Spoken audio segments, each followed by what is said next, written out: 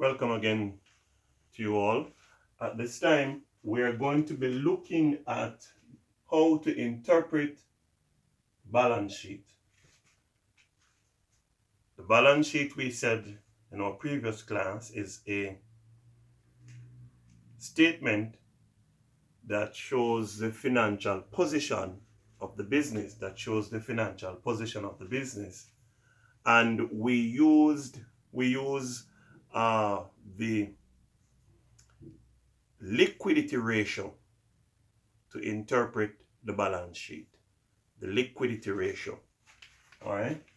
And we said in our previous lesson that the liquidity ratio, yes, is done in order to determine the ability of the business to be able to pay its debt as it fall due.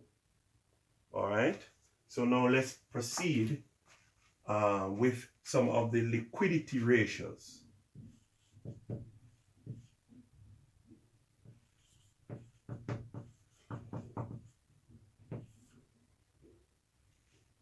So one, our current ratio,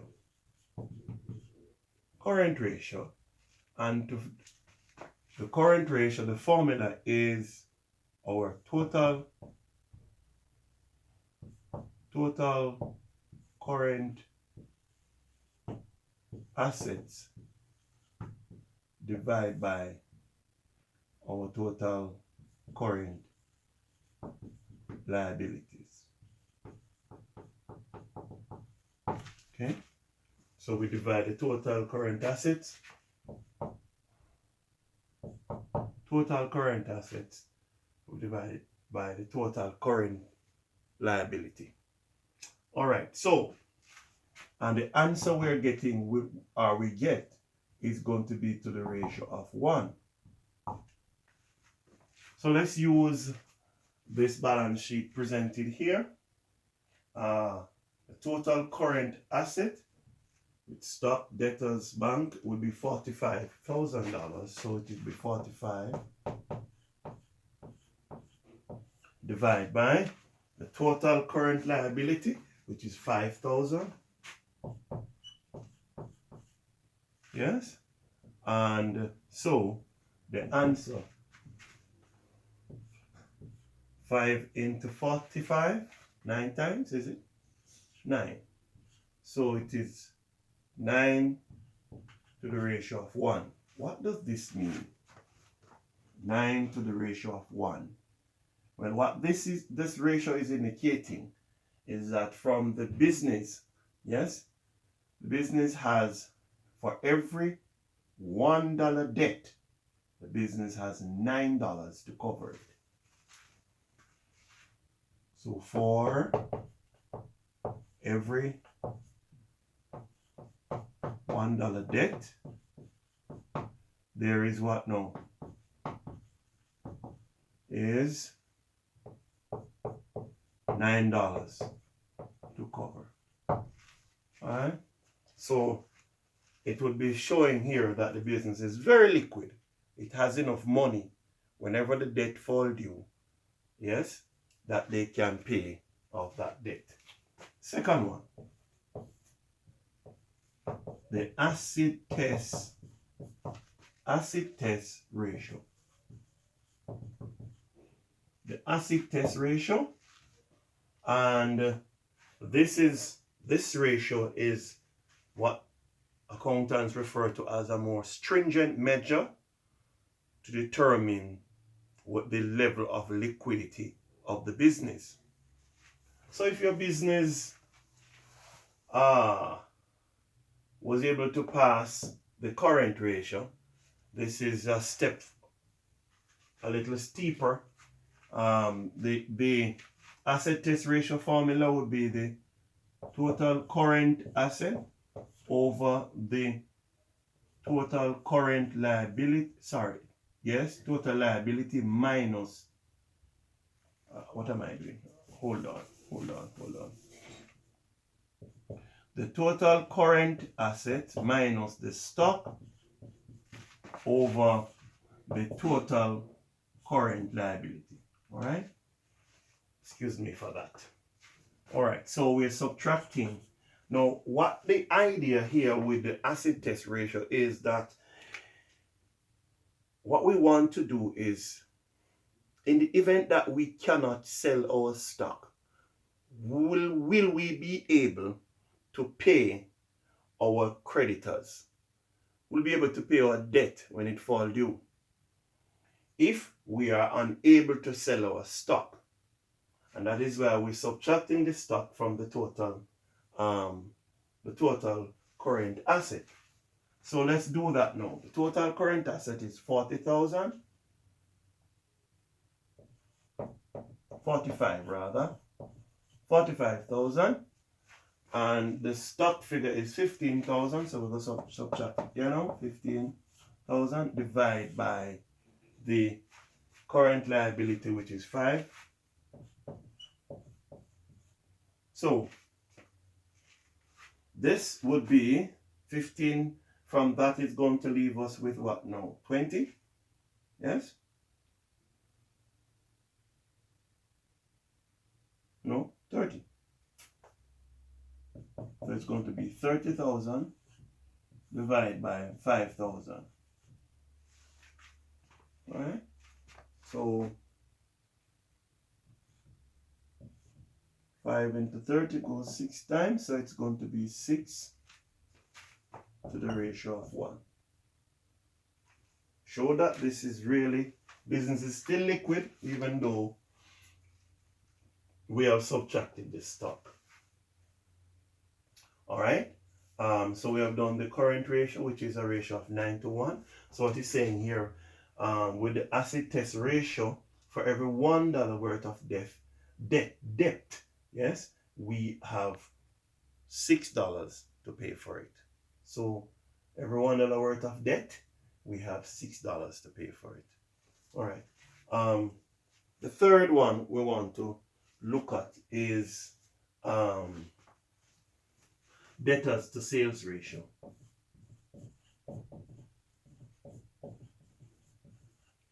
The debtors to sales ratio, and that is equal to the debtors, total debtors, over the sales times 365, which represents a year. The sales in the previous lesson was 80,000. Okay, so the total debtors here 25,000, so it would have been let's see now. All right, 25,000, so it's going to be 25,000 divided by 80,000, yes, times 365. All right, and so we're going to work out that to determine the debtors to sales ratio.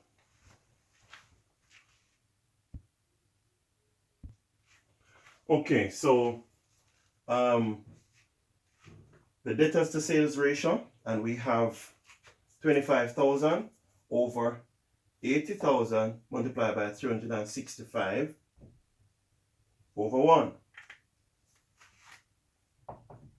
Now our answer to this would be, our answer to that would be 104 over 1. So the answer would be 104 days.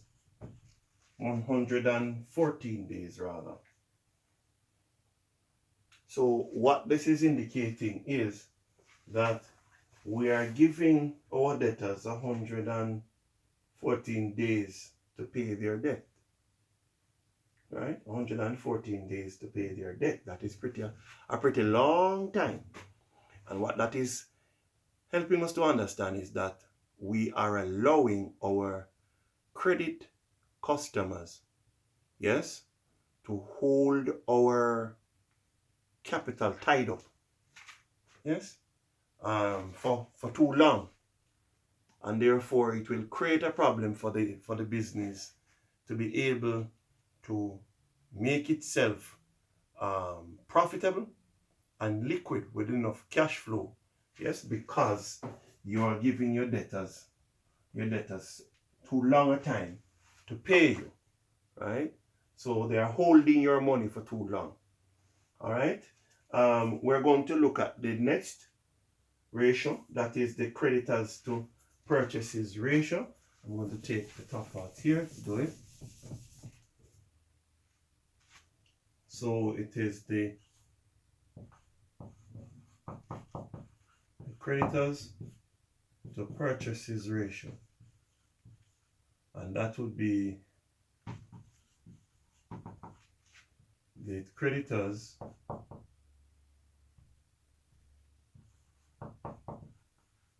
over your purchases times 365. All right, our total creditors is 5,000 divided by the purchases figure.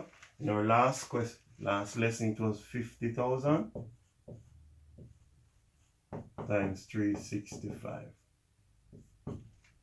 And from calculations then we are seeing that the business 36 days. Yes, we are being allowed by our creditors 36 days.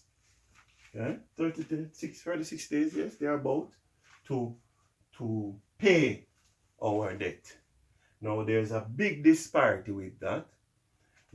And what will happen with this business is that over time they'll have serious cash flow problem. Why? Because if we are to pay our creditors within 36 days, but yet we are giving our debtors or credit customers 104 days to pay, then very soon we will not have enough cash flow to be paying out our creditors, to pay to our creditors, because the time here is shorter than the time for our debtors. So the time it takes for us to get the income is much longer than our creditors are allowing us to pay, right? I hope you're getting it. So this kind of analysis, yes, helps the business to determine what area in their operation really needs adjustment, new policies, new arrangement. And certainly, if I was the manager, then this would have to change. 114 days would be too long to have your creditors, your credit customers owing you. All right. So we have looked at the current ratio, the acid test ratio, the debtors to sales ratio, and the creditors to purchases ratio. These are some of the ratios that I use to interpret the balance sheet. So the owners or the managers or the persons, the shareholders, can have a good understanding of the financial position of the business. Thank you very much for joining us, and we will be moving on to look at other things that will be pertinent for your knowledge in accounting. If you like this video, please indicate by clicking below and subscribe so you'll know when we are mounting a new lesson at this time. Thank you very much.